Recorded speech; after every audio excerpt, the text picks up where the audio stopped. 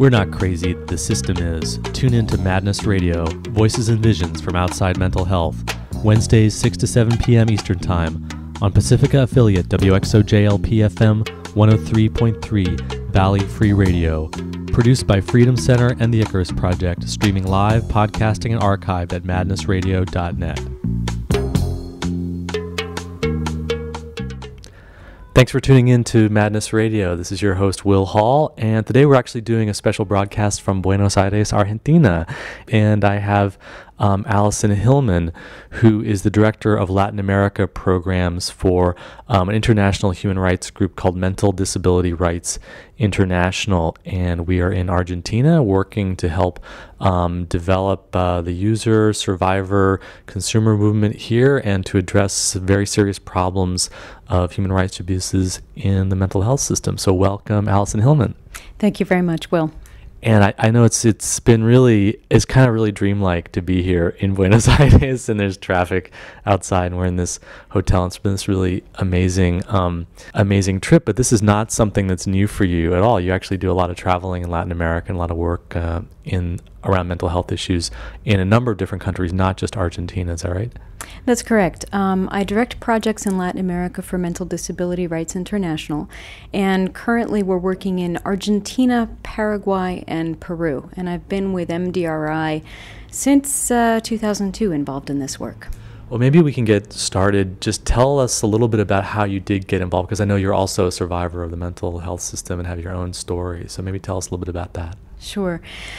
In terms of human rights work, I was involved in human rights work, been involved in human rights work for maybe 15 years, and was always interested in promoting human rights, and went to law school to do human rights work. But in terms of mental health, approximately 10 years ago, a little over 10 years ago, I was diagnosed with bipolar disorder and was hospitalized, within 5 months, was hospitalized several times. The first time I remember quite vividly for 5 weeks, and then had recurring hospitalizations that, quite honestly, I don't really remember how long or how many times. But when I finally did leave the hospital for the last time, I was taking 4 medications and really couldn't really even think for myself.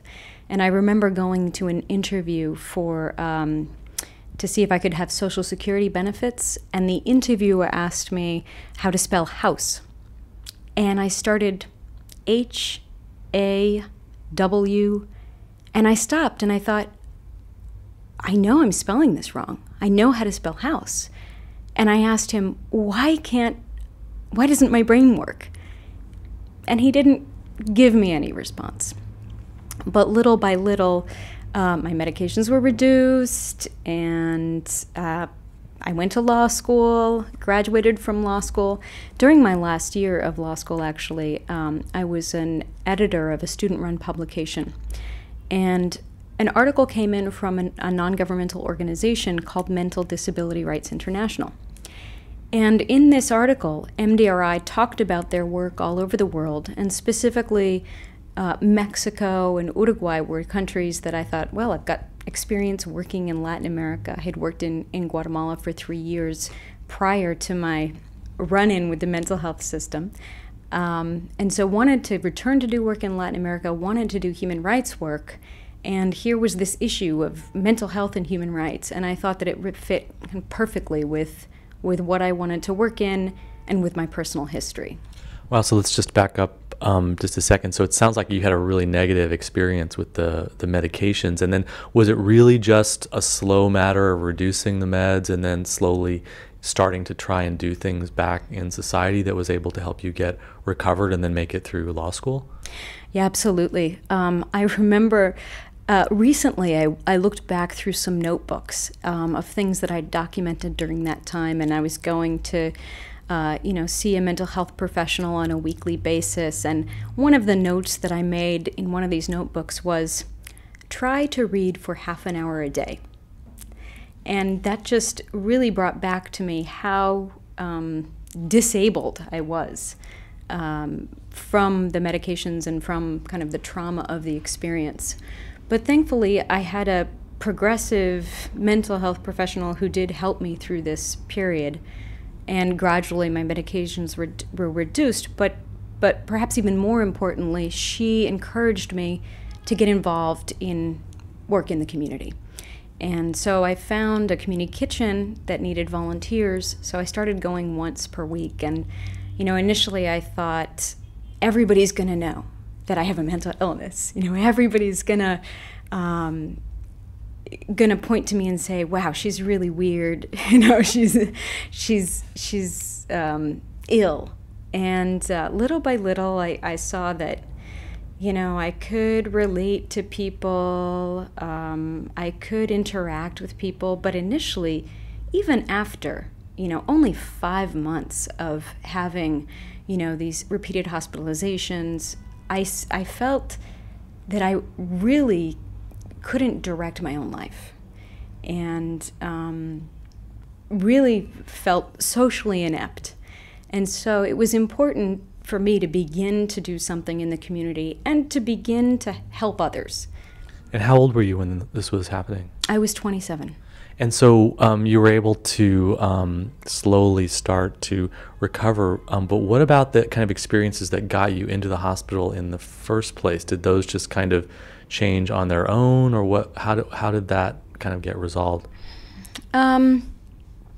Well, I think that coming out of, this period of being really kind of emotionally having extreme emotions, things began to be resolved. I first experienced very extreme emotions when I came back from Guatemala.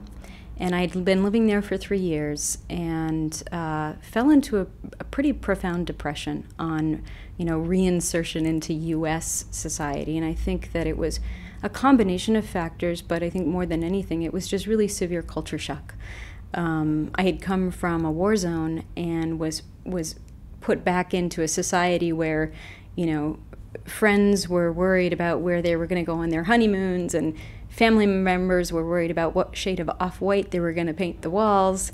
And so it was just really surreal. And so it was a combination of that and not knowing what I was going to do next. And so I fell into this depression and then kind of went to the other. And you were in your mid-20s, which is also a time when just so much stress of coming out of family and school, and then like what am I going to do next, and how am I going to get on my life on my own, which is a very stressful time. And it's often a time when people do have their kind of first sort of hospitalization, first crisis. I mean, that was the time when I had my first experiences. Then also, maybe is it possible that maybe there was some trauma growing on in terms of being exposed in this war situation with Guatemala and bringing that back into the U.S. and then having that sort of affect you as well? Yeah, I'm sure that was also a factor. Yeah, it was definitely a challenging 3 years. Was witness to some things that we don't run into every day here, and so I think that was definitely part of it, the trauma of being in a war-torn country. So you were able to go through law school, and then after that is when you got involved with Mental Disability Rights International. So just tell us in general, what is it that Mental Disability Rights International does, and then we can talk a bit about the specific situation in Argentina and some of the things that we've been doing on our trip here. Sure. MDRI was founded in 1993, and it was founded to work for the recognition and enforcement of the rights of people with mental disabilities, which at the organization we understand we include people both with psychiatric diagnoses, but also people with intellectual disabilities or cognitive disabilities. Like developmental disabilities like Down syndrome, that kind of thing? Yes, that, and also what was previously called mental retardation, or is also called mental retardation. And that's because we do investigations and monitoring in closed institutions. We visit psychiatric hospitals, sometimes orphanages, sometimes what are called social care homes. And we find a variety of people with disabilities there, not just people who have been diagnosed with psychiatric disability or illness, but people with intellectual disabilities, people who have drug addiction problems, people with epilepsy, people with a range of other disabilities. And this is not just in Latin America, this is also in Europe and Asia, is that right? We're working currently in Eastern Europe. We've worked in the countries of Hungary, Kosovo, Serbia, Romania. We've worked in Russia and Turkey. And in Latin America, we've worked in Uruguay, Mexico, Paraguay, Argentina, and Peru. And I just want to give a shout out to Lori Ahern, who is your colleague and someone that's been a friend of mine for a while. And she's actually was a guest on Madness Radio, I guess, last year. So people are interested in finding out more about the work that MDRI does in Eastern Europe, which is what we focused on in the interview with Lori. You can check the archives for Madness Radio. Is it, because when you're describing these closed institutions that mix a lot of different kinds of people, it reminds me of things that I've read about the history of the asylums in the U.S., where exactly the same kind of thing happened. There was a mixture of all these different kinds of experiences. Organic or physical problems were mixed with trauma and mental kinds of problems that didn't have a physical and organic basis. And in fact, if you look at the history of psychiatry, this is kind of part of the source of a lot of the problem, is this mixing, and how the idea of biological classification and organic brain difference is valid in some cases for some people, but absolutely not for other people. But then if you've got this institution population that mixes them all together, you get a very, very confused science as a result. So is that kind of what we see in the work that you're doing? It's kind of like looking back in time almost, with some of the ways that the asylums they used to be in the more richer, more developed countries? Will, I'd say that that's absolutely correct.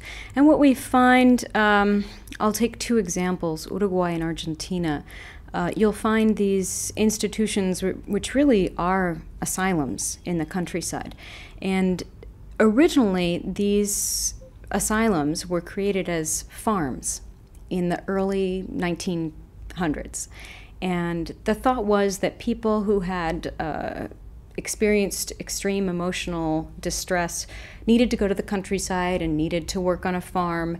And so originally the idea was that people would go and work. I think there was also some segregation, behind that. But these farms stopped functioning. Yeah, it doesn't sound too bad, actually. I think that might have been a lot better for me to go out and work on a farm instead of being at Langley Porter Psychiatric Institute in San Francisco.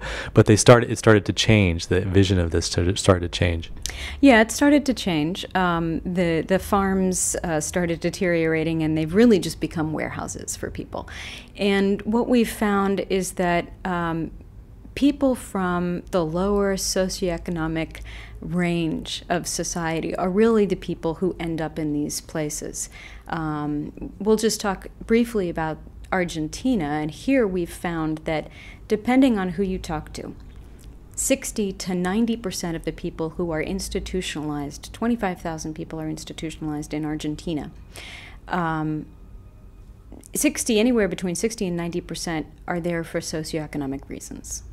So in the sense of they don't have the money to go anywhere else, or their family doesn't have a room for them, or they haven't got enough money to rent a place or be able to support themselves independently? That's exactly right. And many people have lost contact with their families. A person enters an institution, and maybe for the first year they'll have family members that will come and visit. But we find that because of the stigma and intense discrimination against people who are diagnosed with psychiatric illness, family members want to deny, and family ties become weakened over time, and eventually people don't have family members. So these folks might be behaving in ways that would be considered crazy or bizarre or different or strange, but they're really not at the point of needing so much, specific kinds of care, that they actually could be living with their families or could be living in the community, but for lack of economic resources, they end up in one of the asylums. Mm-hmm. That is very true. Yesterday, we actually, if you remember, we had a meeting with some people who were users and survivors of the mental health system, and there were folks there who said, I just didn't have anywhere else to go. There was a woman who talked about being on the street because her family situation, she was suffering abuse from her husband, and she had to leave her house, and she was on the street and had nowhere else to go, and a judge sent her to a psychiatric institution. So you get some of that as well. Yeah, and she was saying that she had absolutely no mental problems at all, and kept saying this and explaining to this, and yet she ended up being, I think, detained involuntarily for like 2 years. Is that right? Yes. Yeah. So you have this kind of basic problem with people basically being there. I mean, no one should really be in these asylums, but it's especially extreme when they're there just as warehousing for people who are homeless or poor. And then what are some of the conditions that we've seen? I know we could talk about all kinds of different countries, but maybe we could talk specifically about Argentina. And also I should mention that people who are interested should check out the really powerful and very disturbing and upsetting website that MDRI has, which is mdri.org, and just take a look at the report that just came out, which is Ruined Lives, Segregation from Society in Argentina's Psychiatric Asylums, a report on human rights and mental health in Argentina, which really is the reason why we're here in Argentina today and doing this work. Is this report just recently came out in September. So yeah, tell us a little bit about some of the findings, because it's pretty horrific what's actually going on with these people who've basically been abandoned by society in the asylum system here in Argentina. Mm-hmm. Well, we've found a number of abuses. Extreme abuses from people dying in fires in isolation cells. There was a particular institution in a province of Buenos Aires where within a span of 3 years, 3 people died in fires in isolation cells, and a 4th person died of unknown causes in an isolation cell. And this is just really extreme. You would think after one fire in an isolation cell, they would take precautions to prevent any type of injury in the future. So this was something that really caught our attention and we thought was very extreme. And there were no real investigations with any of these cases, so it could have been an accident, it could have been a suicide, it also could have been a murder or some abuse from the staff, or just who knows exactly what's happening. But the attitude is just kind of like I know one of the people who was at the meeting yesterday kept saying, look, we're not garbage, we're being treated like garbage, and we're not garbage, we actually have value, but the system is treating us like.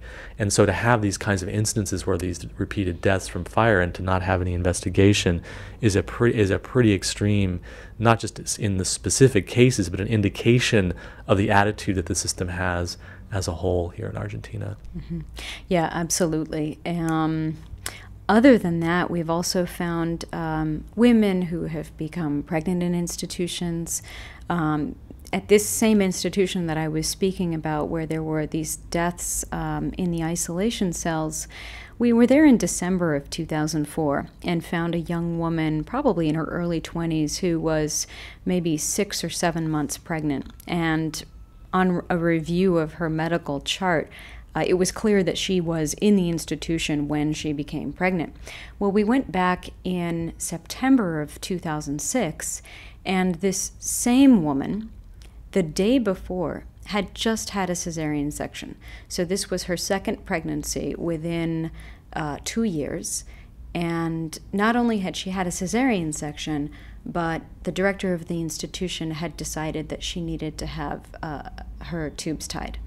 And so she was given a tubal ligation by order of the director of the hospital. The director explained to us that she's promiscuous. So this is another very extreme abuse that we've found. Other than that, there are lots of complaints of abuse, both physical and sexual abuse in the psychiatric institutions. And really the most overwhelming abuse that we find is the lack of anything to do, the lack of appropriate treatment, and the lack of rehabilitation. You walk into an institution which might have 1,000 beds, and you see 90% of the people either lying in their beds or lying on the grounds, really doing nothing all day.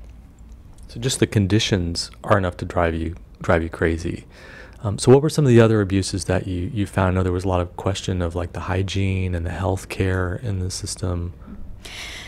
Yeah, particularly in some institutions, the bathrooms were completely unusable.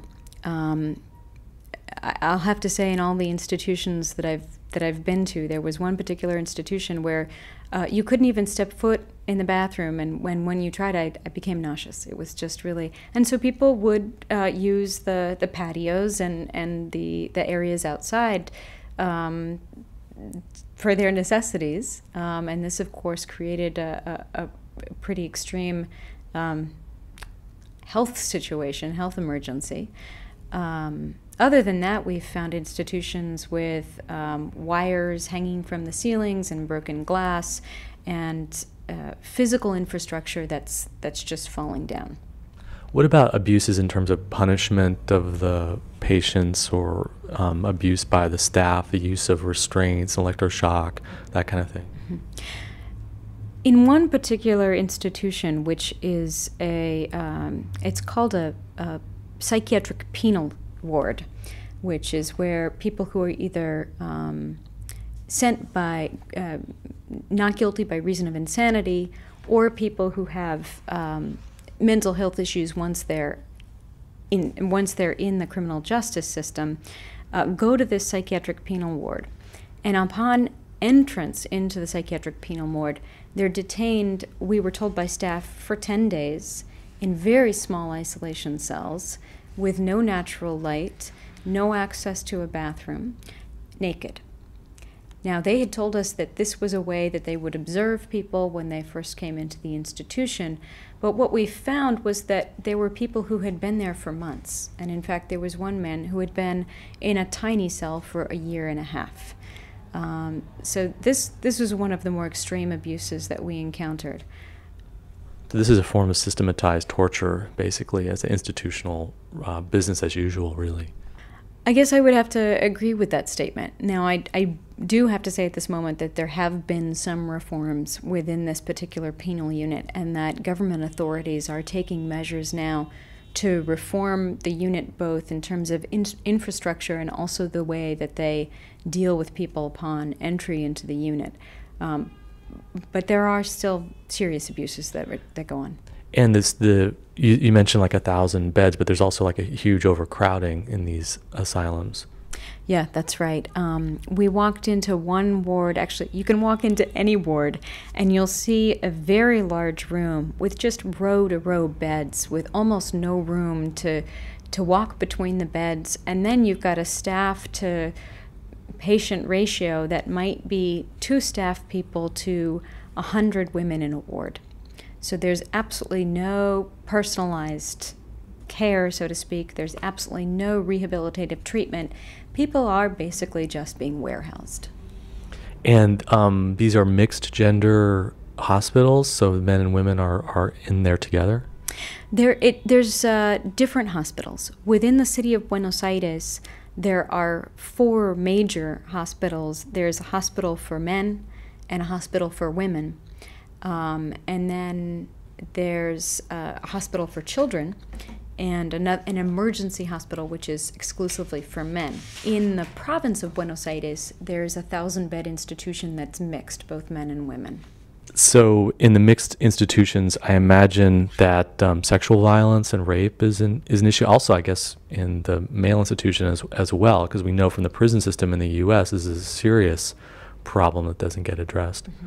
Well, even when the institutions aren't mixed, like El Moyano Hospital, which is the institution for women here in the city of Buenos Aires, there were many complaints of abuse. And in fact, in December of 2005, there were a series of articles in the newspapers about sexual abuse, about women being prostituted, about medical trials without any type of informed consent. So there was physical and sexual abuse by staff, perpetrated by staff, and even from people who were coming from the outside of the institution, regardless of the fact there weren't male patients, so to speak, but even in the segregated institutions, we find lots of abuse. Yeah, this is just, I encourage people to check out mdri.org, which is Mental Disability Rights International's website. There's a long, detailed report about the investigation that they did. It's just devastating what you're describing. It's really a nightmarish, horrific situation. And I guess, the other piece of the puzzle is that people are experiencing this because they don't have legal rights, that there's no real court process or legal process that allows them to defend themselves or to not get thrown in this institution in the first place, to get out when they're put in. So is that the case, that the legal system itself is just completely failing these people? Mm-hmm. The legal system is failing people, and also the civil codes as they are written in Argentina don't protect people who are institutionalized in psychiatric hospitals against arbitrary detention. Within Argentina's civil code, you can be detained if you, let me see if I can remember the exact language. If you are a disturbance to your neighbors. So that's not exactly the language, but it's something very similar. If you disturb your neighbors, they can go to a judge and ask that you be institutionalized. So it's really, there's an extreme, broad language in the civil code that permits almost anyone who has been diagnosed or who has drug or alcohol addiction issues to be institutionalized. So if you're vulnerable and you're poor, then you can basically get picked up in these kinds of situations. Get picked up and have absolutely no opportunity for what they call an independent review of your institutionalization. So you get put in the hospital, and there's no process by which you can get a review of that. So you were one of the people who did the investigation of going into the hospitals and what was it like? How did you get access, first of all? And it's nightmarish to kind of consider, but what was it like to step in and to get a chance to talk to people? And what was it like being there for you as someone who's been in the system, obviously in very, very different conditions, but as someone who also has been in the role of the patient? Mm-hmm. Getting into the institutions, we have a very strong local partner here in Argentina, which is the Center for Legal and Social Studies. And they have a 20-year history of doing broad-based human rights work in the country. And they have access to government officials, and they have lots of connections. So they helped us in terms of gaining access to the institutions. And their website, I think, is cels.org.ar. Is that right? Yes, that's correct.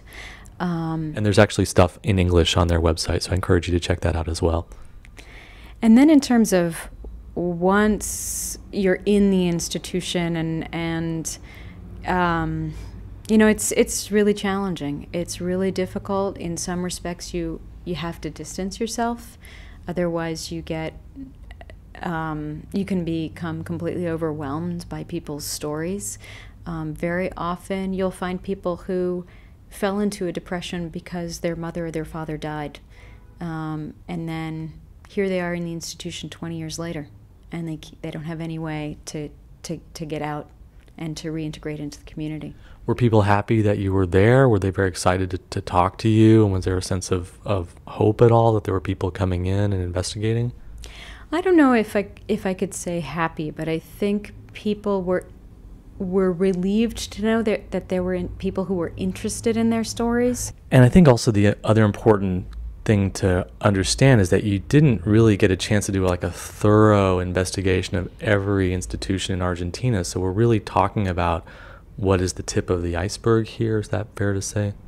Yeah, I think that's right. We document in what we call the methodology section of the report of every institution that we visited, but we only visited 8 institutions in the city and the province of Buenos Aires, and then we visited a few institutions in some other provinces. But of the 25,000 people that are detained in psychiatric institutions in Argentina, we might have seen what would comprise maybe 6,000 of that, I would say, maximum. So after, having been part of this report and doing these investigations, are you hopeful that the situation can change? Absolutely. Here in Argentina, there is a really vibrant reform movement, and you have people from all different sectors of society, from both within the government and civil society who want mental health reform and who have been working toward mental health reform. And so at this point in our work here, that's something that we want to try to reinforce and help develop. So it really seems like the main priority is deinstitutionalization, that you're talking about 60 to 90% of the people who are in these institutions, even from the framework and standards of psychiatry, don't need to be there by any stretch. It's just a matter of poverty. And if there were some kind of social supports, economic supports, community services, that they would be able to be deinstitutionalized and come out of the system. So that's really the main priority at this point. Yeah, absolutely. In the report, we make a series of recommendations to different government authorities, and it's actually very interesting. We've had lots of receptivity from different government officials and people within civil society. So that's been something that's been very helpful.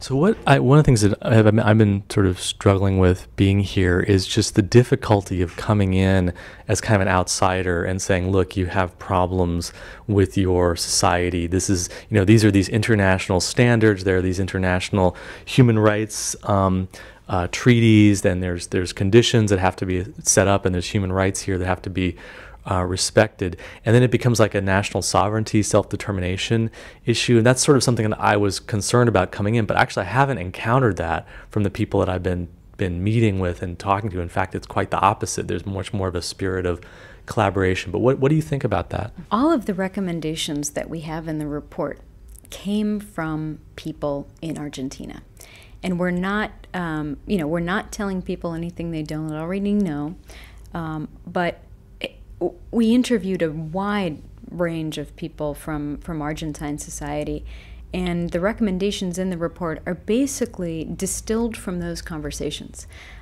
So, I don't feel like myself in particular is, somebody from North America who's coming in to tell you what to do. So we're trying to channel these different voices into a reform movement, and I think people are very interested in becoming involved in a movement for mental health reform, and that's something that we've heard throughout the 3 years that we engaged in this investigation. Yeah, and I think it's really important to emphasize the central role that CELS is playing, the Centro de Estudios Legales y Sociales aquí in Argentina, and our compañera Roxana Mandolara. It's been really important to be working hand in hand with the Argentinian human rights organizers, and CELS has a really interesting history that goes back to the military dictatorship and has been working on the process of democratization. I think what's interesting is the way in which the mental health reforms seem to be part of the larger process of democracy and human rights in general in Argentina. And maybe we should just say a little bit about, what are your impressions of this incredible society that we're in? I've been so struck by the sophistication of the politics here, the diversity, the excitement and energy with which people are really trying to engage with really huge historic kinds of questions about how to create a society and how to collaborate and how to work together, and it's been really pretty interesting to see that process developing at the very sort of beginnings of a user, survivor, consumer, psychiatric ex-patient movement. Argentina is a really exciting country for change, and I think in all the countries that I've worked in on this issue, mental health and human rights, Argentina has the most sophisticated civil society movement. Not only that, but within Argentina's laws, there are some very progressive articles. For instance, in the 1996 Constitution of the City of Buenos Aires, there is an article that calls for deinstitutionalization and the creation of mental health services in the community. So you've got articles, in these different laws which call for these types of reforms to be made. And you also have two very interesting reform movements that have taken place, one in a province called Rio Negro and another in a province called San Luis. And these two different reform models have been touted as examples of mental health reform and models for mental health reform.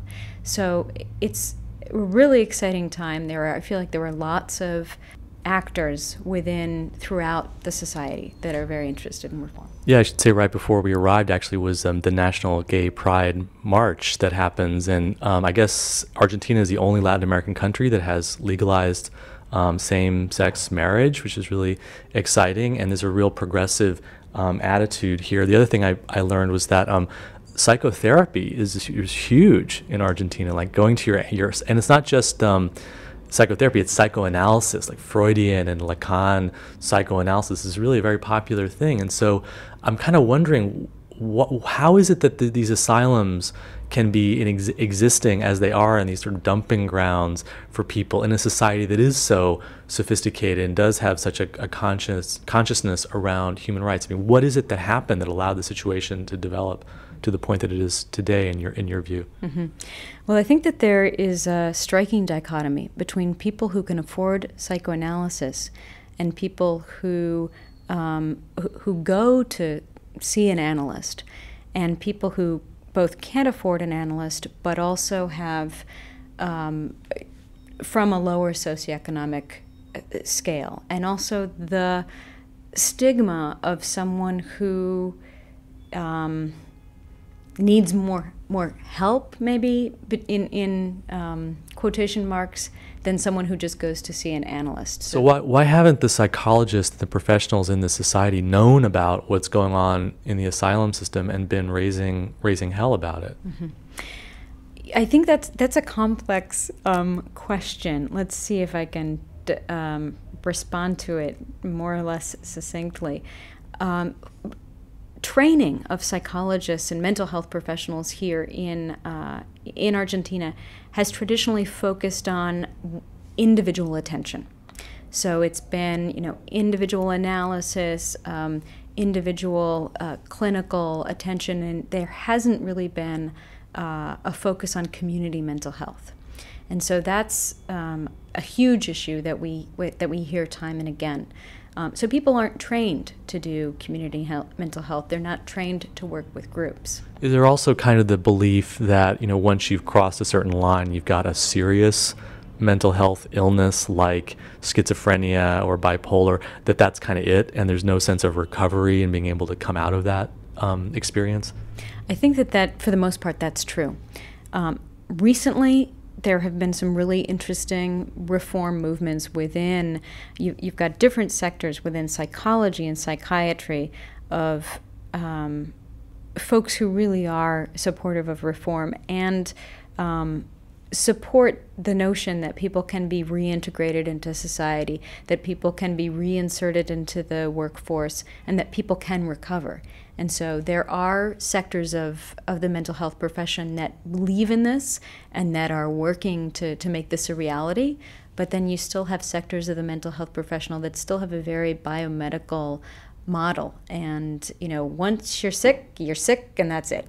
Yeah, it sounds familiar with the U.S. One of the things that was interesting also is that, the hospital system really consumes the majority of the mental health budget. So in a sense, it's kind of like the resources are there. They just need to be kind of shifted around in priority. And that's what needs to happen is these community service alternatives that people can actually get support so they don't actually have to go into these hospitals, and then they can have housing support and employment. I mean, we had a discussion with, I guess, about 20 usuarios. That's what they're called. And we call ourselves here in Argentina, although, of course, the language is always a question and open to dialogue and debate. But the discussion kept coming back again and again and again to having jobs, having flexible jobs, but having jobs that have dignity, that pay enough. And that's really the key. And the people really were defining this whole thing, the whole mental health system problem, in exactly the way we're discussing it, as a question of poverty. And there's a term, pacientes sociales, social patients,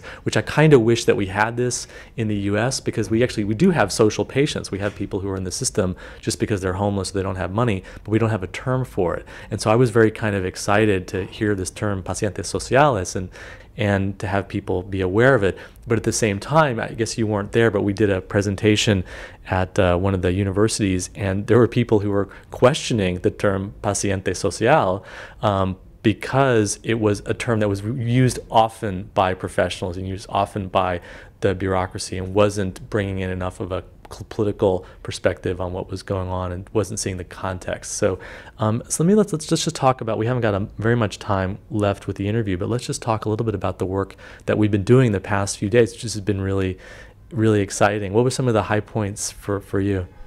Definitely a meeting that we had yesterday with, as you said, approximately 20 people who, we call usuarios, or we call ourselves usuarios, which are basically users of mental health services. They were also, users and ex-users of mental health services. But the really interesting thing for me and exciting thing for me about this meeting was that people came from different sectors. There were 3 women who had been institutionalized, 1 who's living in a home in the community, 2 who are in a process of getting, out into the community. There were people from different institutions. There were folks with different experiences in terms of their institutionalization, their personal histories. But people came together and were just really eloquent and moving and Will, I think you said at one point, strong voices. There were strong voices in that room, and so I'm really hopeful that maybe this can be the beginning of a movement of users or ex-patients, because that's a void here in Argentina. There really isn't that.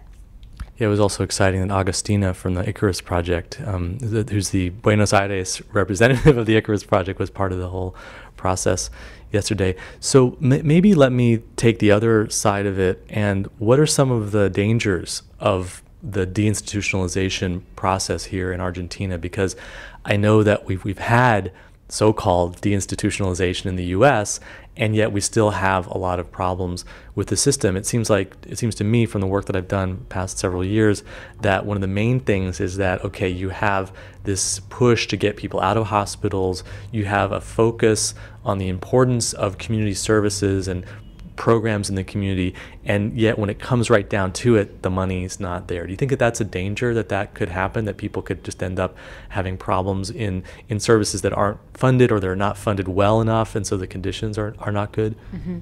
I think that's always an issue that you're going to run into, and can always be a problem. We're hoping that because countries like the United States have had such a problematic history with this, that maybe some of those issues can be avoided. I think people are very cognizant of the fact that these are issues that we need to be very aware of and very attentive to. So and there's some really wonderful mental health professionals who have and others, not just mental health professionals, but attorneys and others who have this in mind. And I think, there's always the danger that you're not going to have the resources in the community that you need. But I think that there's enough precaution at this point that maybe some of that can be avoided. Yeah, I think also it just emphasizes how these issues are so related, that we're dealing with poverty issues. And so questions of social justice and equality in society are really important to address. It also seems like one of the things that happened with the deinstitutionalization movement in the U.S. was just the attitude of the professionals never really changed. And so you have community services, but you still have this kind of asylum mentality. So you end up having the asylum without walls.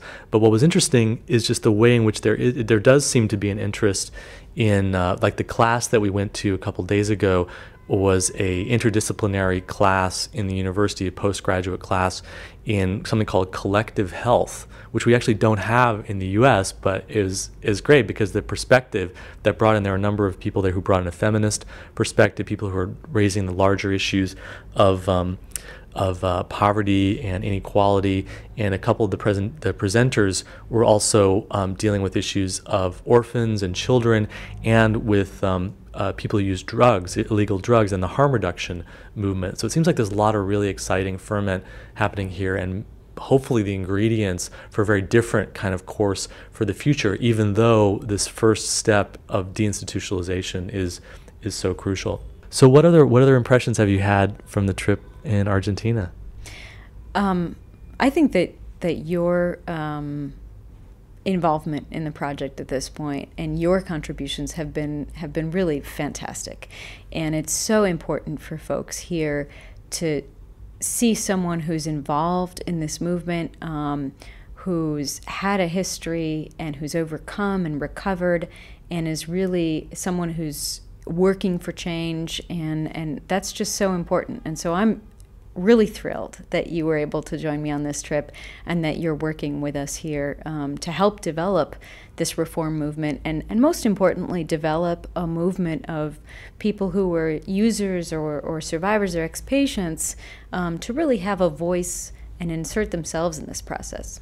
Thanks a lot, Alison. I should say that was not a setup question. I had no idea Alison was going to say that. So thank you. I really appreciate that. And I just really, anyone who's listening, who's interested in mental health issues, who's been in the system or interested in the political issues involved here, I really encourage everyone to have an international perspective, because this is a global movement. The issues are global. Economies are global now. Societies are global. We have global media, and it's really, really exciting to get out of the bubble of the United States. And even if it's Canada, or even if it's tuning in to the BBC or checking out English language newspapers from other country online, getting that international perspective is really important.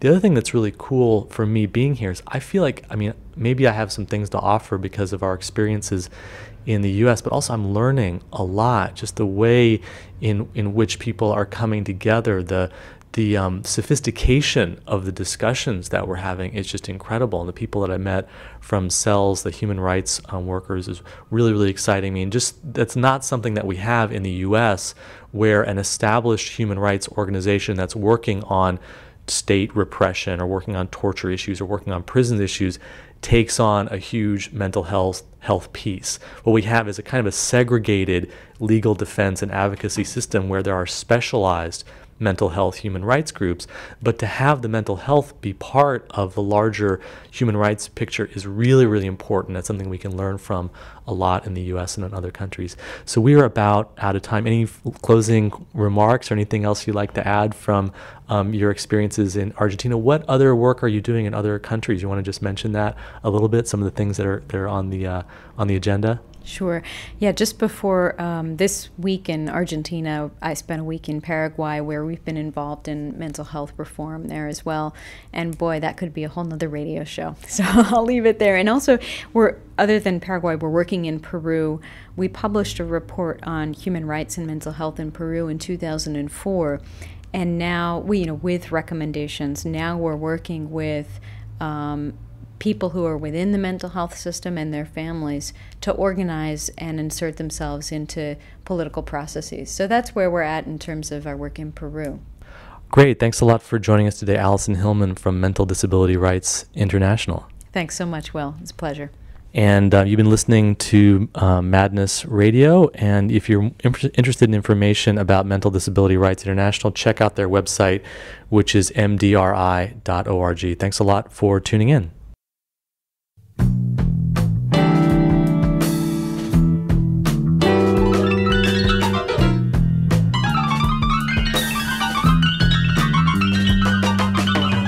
You've been listening to Madness Radio, Voices and Visions from Outside Mental Health.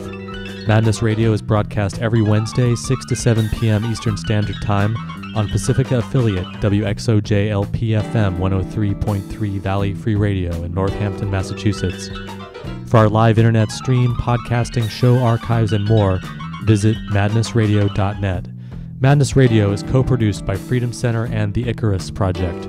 For more information, check out freedom-center.org and theicarusproject.net. For more mental health radio, listen to the News Hour from mindfreedom.org, Wednesdays, 4 p.m. Eastern Standard Time. If you have an idea for a story or guest on Madness Radio, or you just want to share what's in your head, contact us at radio@madnessradio.net.